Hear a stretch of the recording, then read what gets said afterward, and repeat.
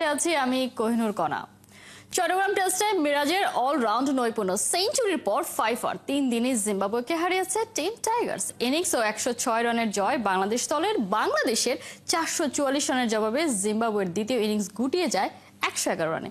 Match সেরা ও series সেরা হয়েছেন মেহেদী হাসান মিরাজ। 1-1 সমতায় শেষ হলো 2 ম্যাচের সিরিজ। রহমানপুরের রিপোর্ট। চট্টগ্রাম টেস্টের তৃতীয় দিনে টাইগারদের চোখ বড় লিডে। 7 উইকেটে 297 রান নিয়ে বাংলাদেশ দল দিনের খেলা শুরু করে। মেহেদী হাসান মিরাজের উপরই ভরসা। এই অলরাউন্ডার সমৃদ্ধ করেছেন স্বাগতিকদের ইনিংসটা। একটা অনন্য মাইল ফলকে পৌঁছেছেন মেহেদী হাসান। দ্বিতীয় বাংলাদেশি হিসেবে টেস্টে 200 উইকেট ও 2000 রান। তাইজুল মিরাজের জুটিতে এলো 62 রান। 20 রান করে মাসে কেসার বলে আউট তাইজুল ইসলাম। 70 বলে মিরাজের 50। তাইজুলের পর তানজিম সাকিবকে নিয়ে লড়তে থাকেন তিনি। মিরাজ তানজিমের জুটিতেও 50।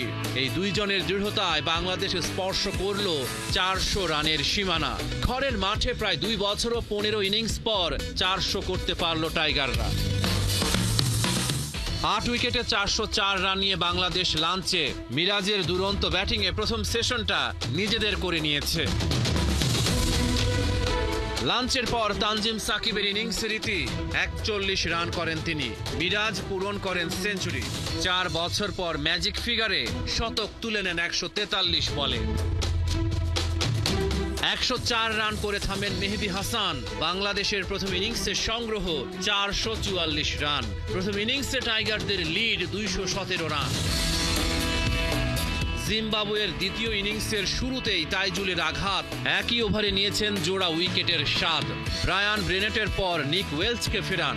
শন উইলিয়ামসকে আউট করেন নাইম হাসান। 22 রানে 3 উইকেট হারিয়ে জিম্বাবুয়ের চাপে। বল হাতেও মিরাজের কেরামতি। 1-1 ক্রেগ আরভিন মাঠে ফেরে সিগাকে ফেরান তিনি। 79 রানে 6 উইকেট হারায় জিম্বাবুয়ে। বাংলাদেশ ড্রাইভিং সিটে। মিরাজের পর ওয়েলিংটন মাসাকাদজার উইকেটও তুলে নিয়েছে। সেঞ্চুরির পর বাংলাদেশের তৃতীয় ক্রিকেটার হিসেবে 5 উইকেট পেলেন মেহেদী হাসান মিরাজ। জিম্বাবুয়ের ইনিংসে ছড়িয়েছেন ত্রাস। 46 রানে আউট হয়ে এক প্রান্ত আগলে রাখা বেন কারানের দীর্ঘশ্বাস। শেষ পর্যন্ত 111 রানে গুটিয়ে গেল জিম্বাবুয়ে। বাংলাদেশ ইনিংস ও 106 রানের বিশাল জয় পেয়েছে। রহমান পেয়ার, 71। সেঞ্চুরির পর 5 উইকেট শিকার। একই দিনে আবার ম্যাচ সেরা, সিরিজ সেরা। দারুণ এই দিনটাকে মিরাজ বলছেন ক্যারিয়ারের অন্যতম সেরা দিন। দলের চাপের সময় এমন পারফরমেন্স করতে পেরে মিরাজ ভীষণ খুশি। 4 বছর 2 মাস 26 দিন পর নিজের সেঞ্চুরির জন্য কৃতিত্ব দিচ্ছেন 3 টেলেন্ডারকে।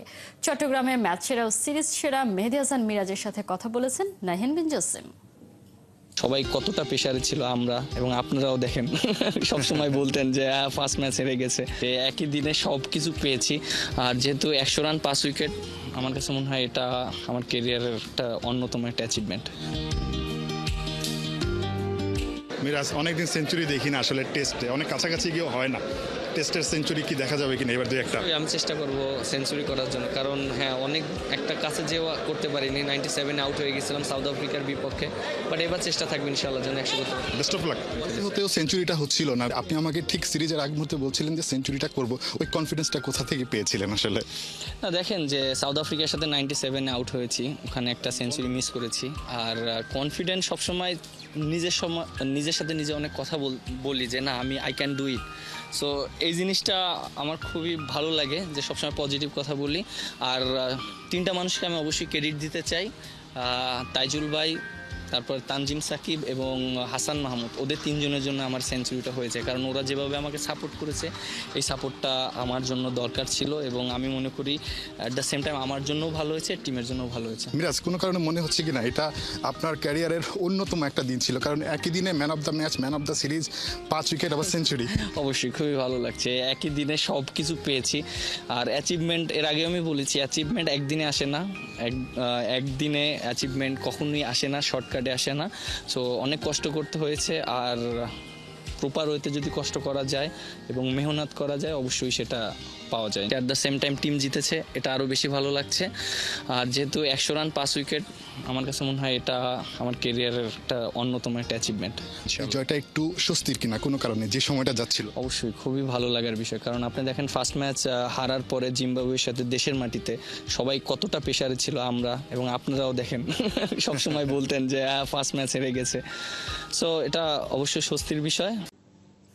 চাপে না থাকলেও জিম্বাবুয়ের কাছে প্রথম ম্যাচ হেরে মন খারাপ হয়েছিল নাজমুল শান্তর। ক্যাপ্টেন মনে করেন জিম্বাবুয়ের বিপক্ষে 2টা ম্যাচে টাইগারদের আরও দায়িত্ব নিয়ে খেলা ও জেতা উচিত ছিল। জিম্বাবুয়ে সিরিজের সাফল্য ব্যর্থতা নিয়ে চট্টগ্রামে ক্যাপ্টেন শান্তর সাথে কথা বলেছেন নাহিন বিন জসিম। যখন প্রেসের জন্য যাচ্ছিলাম ভাবছিলাম আসলে একটা সময় আন্ডার-19 কথাই মনে পড়ছিল। সো খুবই ভালো লেগেছে যেভাবে ও খেলেছে, আমি সবসময় এটাই আশা করি ওর কাছ থেকে। অনেক স্বস্তির একটা জয় বলতে হবে, কারণ জিম্বাবুয়ের বিপক্ষে বাংলাদেশ আসলে ডমিনেট করে জিতবে সেটাই প্রত্যাশা করেছিল সবাই, কিন্তু প্রথম টেস্টে সেটা হয়নি, চিটাগংয়ে হয়েছে। শান্ত, আপনি কি কোনো কারণে অ্যাজ এ ক্যাপ্টেন একটু প্রেশারে ছিলেন কিনা আসলে ফার্স্ট টেস্টটা হারার পরে? না, আমি প্রেসারে ছিলাম না, আমি একটু মন খারাপ হয়েছিল যে আসলে আমরা যেরকম দল, ওই দল অনুযায়ী আমরা আসলে খেলতে পারিনি। আমাদের 2টা ম্যাচে জেতা উচিত ছিল, যেটা আসলে আমরা পরের ম্যাচে ভালোভাবে কামব্যাক করেছি।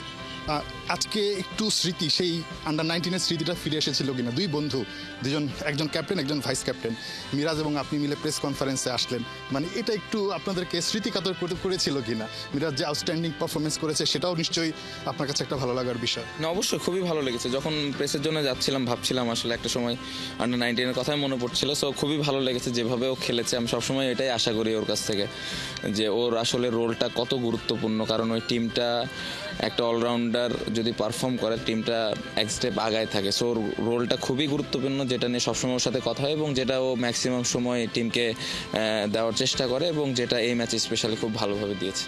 এই সিরিজটা আসলে আপনাদের জন্য আসলে কোন জায়গাটা লার্নিং হয়ে থাকবে? মানে যেহেতু ফার্স্ট টেস্টটা আমরা আসলে হেরে গেছি এবং পরেরটা আসলে ডমিনেট করে জিতেছি, লার্নিংয়ের জায়গাটা আসলে কোন জায়গা থাকবে? আমার মনে হয় যে সেলফ বিলিফ থাকাটা খুব ইম্পর্টেন্ট। আসলে যে কোনো সময় যে কোনো সিচুয়েশনে আসলে আমরা যে ভালো ক্রিকেট খেলতে পারি এই বিশ্বাসটা নিয়ে খেলাটা ইম্পর্টেন্ট। স্পেশালি প্রথম ম্যাচটা যখন খেলেছে আমার মনে হয় আরও রেসপন্সিবিলিটিসটা নিয়ে খেলা উচিত ছিল, কারণ আমরা এই ম্যাচটা দেখলাম যে আমরা আসলে কত ভালো ক্রিকেট খেলেছি। ক্যাপ্টেন, জাস্ট ড্রেসিং রুমে যেতে যেতে লাস্ট কোয়েশ্চেন আমার, সেটা হচ্ছে সামনেই তো আসলে পাকিস্তানের বিপক্ষে সিরিজ এবং এই সাদা পোশাকটা নামিয়ে রেখে রঙিন পোশাকে আসলে খেলতে নামতে হবে। কয়েকদিন আগেই পাকিস্তানে খুব সুখকর স্মৃতি আমাদের নেই, ওই টি-20 সিরিজকে ঘিরে আসলে আপনাদের স্পেশাল কোনো প্ল্যানিং আছে কিনা? কেমন রেজাল্টের আশা?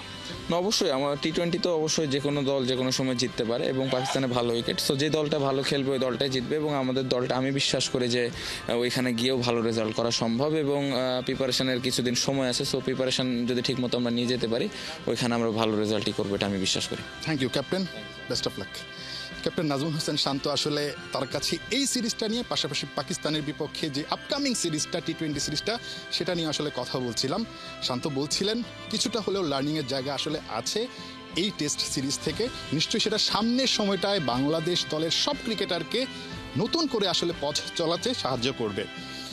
শান্ত বলেছেন সেই মিরাজের যেই স্মৃতিটা আসলে আন্ডার-19 থাকা অবস্থায় যে স্মৃতিটা, সেই স্মৃতিটা আসলে ফিরে এসেছে এই টেস্টে। একসঙ্গে দুজন আসলে গিয়েছিলেন এই প্রেস কনফারেন্সে। সো এরকম আরও বেশি যেন যাওয়ার সুযোগ হয়, দুই বন্ধু মিলে যেন আসলে সামনের সময়টায় বাংলাদেশকে এরকম আরও ভালো ভালো কিছু স্মৃতি বড় বড় দলের বিপক্ষেও দিতে পারে, সেই প্রত্যাশা একটা কিন্তু আসলে শান্তর ভক্ত, মিরাজের ভক্ত, একই সঙ্গে বাংলাদেশের যারা ক্রিকেট প্রেমী আছেন তারা সবাই করে। রিয়াল মাদ্রিদকে কাঁদানো বার্সেলোনার সামনে রাতে ইন্টার মিলান পরীক্ষা। ইউএফা চ্যাম্পিয়ন্স লিগের প্রথম সেমিফাইনালে মাঠে নামছে দুই দল। হারতে ভুলে যাওয়া লামিন ইয়ামালরা চাপকে ছুটিতে পাঠিয়েছেন। অন্যদিকে মেসি সতীর্থ লাউতারো মার্টিনেজের সামনে 15 বছর পর ইউরোপ সেরা হবার লক্ষ্য। স্পেনের স্তাদিও অলিম্পিক লুইস কোম্পানি স্টেডিয়ামে ম্যাচ শুরু রাত 1টায়। Medina report. অনুশীলনে সবার সামনে 17 বছর বয়সী ওয়ান্ডার বয় লামিন ইয়ামাল থাকবেই বা না কেন। বার্সার জার্সিতে আজ রাতে ইউসিএলের প্রথম সেমিফাইনালে ইন্টার মিলানের বিপক্ষে ম্যাচটি জেতার 100তম মাইল ফলক স্পর্শ করার ম্যাচ। মৌসুমের 3 এল ক্লাসিকো সবকটি জিতে পুরো বার্সা দলটাই এখন ফ্রন্ট লাইনে।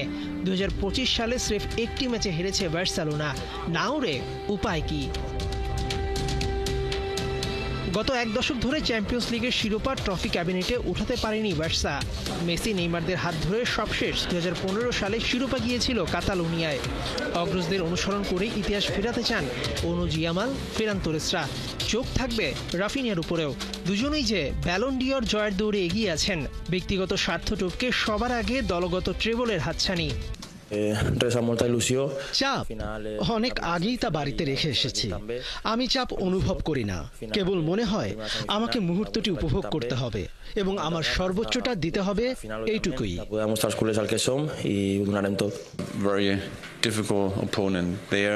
ইন্টার এমন একটি দল যাদের কিছু খেলোয়াড় এমন বয়সে আছে যাদের হয়তো ফাইনালে ওঠার এটাই শেষ সুযোগ।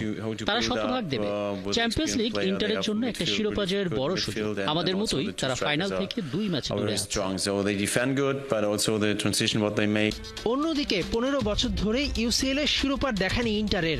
2010 সালে শেষ যেবার জিতেছিল, সেবার সেমিফাইনালে পেপ গার্দিওলার পরাক্রমশালী এই বার্সাকে হারিয়েছিল নেরাজ্জুরিরা।